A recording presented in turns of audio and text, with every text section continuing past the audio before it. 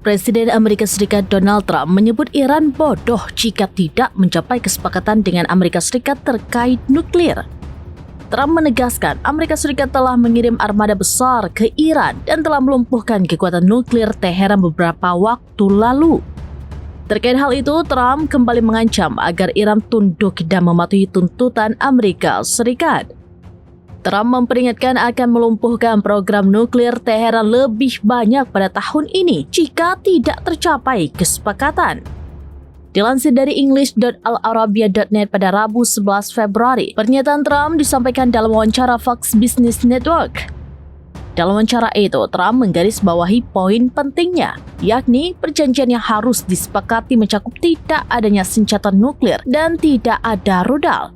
Sebagai informasi, Sekutu Amerika Serikat Israel sangat marah jika Iran meningkatkan produksi rudal balistiknya. Militer Israel menyebut rudal balistik Teheran menjadi perlindungan ampuh.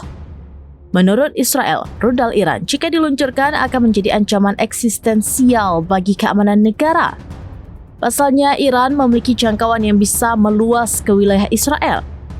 Israel juga khawatir jika pengembangan itu terus berlanjut tanpa pembatasan. Pihaknya menilai keseimbangan keamanan di kawasan dapat berubah. Selain itu, Israel menyebut hal tersebut berpotensi meningkatkan resiko konflik di masa depan. Atas hal itu, Israel mendesak Amerika Serikat memasukkan program rudal balistik Teheran untuk masuk bagian dari perundingan terbaru di Oman pada Jumat 6 Februari.